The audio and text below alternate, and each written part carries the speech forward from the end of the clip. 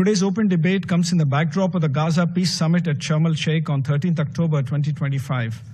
India participated in the summit and we welcome the signing of the landmark peace agreement. It is India's hope that the positive diplomatic momentum that has been generated would lead to lasting peace in the region. At this juncture, India would also like to place on record its appreciation for the United States and especially President Donald Trump for playing an instrumental role in forging the agreement. Further, India also commends the role of Egypt and Qatar towards achieving this end. India remains firm in the view that dialogue and diplomacy and the two-state solution are the means to achieve peace. The landmark initiative of the US has generated diplomatic momentum towards peace, and all parties must adhere to their obligations in this regard. We also remain firmly opposed to any unilateral moves by parties concerned. Now is the time for all parties to support ongoing peace efforts rather than to derail them. India's position is firmly rooted in its consistent stance on the developments in 7th October 2023, as well as the overall Palestinian question. India has clearly condemned terrorism, stressed that there must be an end to destruction, despair, and suffering of civilians, and sought the immediate release of all hostages. It held that humanitarian assistance, particularly food, fuel, and other necessities, must flow into Gaza in an unimpeded manner and emphasize the need for a ceasefire. India envisions the peace agreement as an enabler and a catalyst in this regard.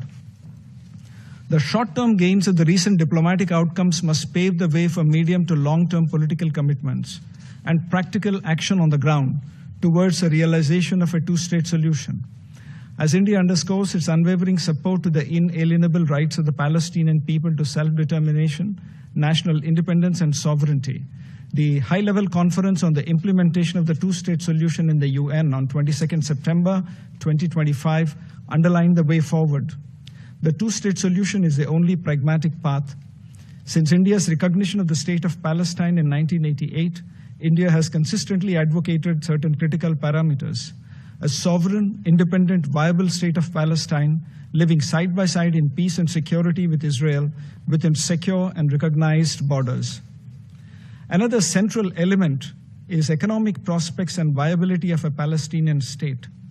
Aid is essential in the short term for rehabilitation and reconstruction. Palestinian people cannot rebuild their lives without the support of the international community. India has been active on this front. The total support by India to the Palestinian people is to the tune of over $170 million, which includes projects worth $40 million in various stages of implementation. Our commitment manifests in various forms depending upon the needs and priorities of the Palestinian people. We have implemented human-centric projects bilaterally and also partnered with the United Nations and the Palestinian Authority in this regard. Over the last 2 years alone, India has provided relief assistance of nearly 135 metric tons of medicines and supplies. Looking ahead, these initiatives must be coupled with the creation of economic frameworks and mechanisms that are conducive for social development, investment, and employment. Madam President, peace and calm on the Palestinian front have implications for the wider region. India stands for lasting peace in the entire Middle East.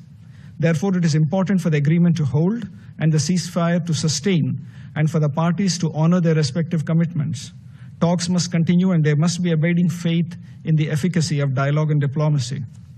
On ongoing developments in Syria, humanitarian challenges are an important dimension, and it is important to address these on priority. India's commitment in this regard is also manifested in its supply of 5 metric tons of essential medicines to the friendly people of Syria as recently as July this year. Politically, India continues to stress a Syrian-led and Syrian-owned political process. While taking positive note of progressive normalization of Syria's relations with its Arab neighbors, India also pledges its support to the regional efforts towards finding a long-term solution in Syria. Indian troops in UNDC remain steadfast in executing their mandate even during extreme challenges experienced during the recent conflict, including the supreme sacrifice by Acting Force Commander Brigadier General Amitabh Jha in December 2024.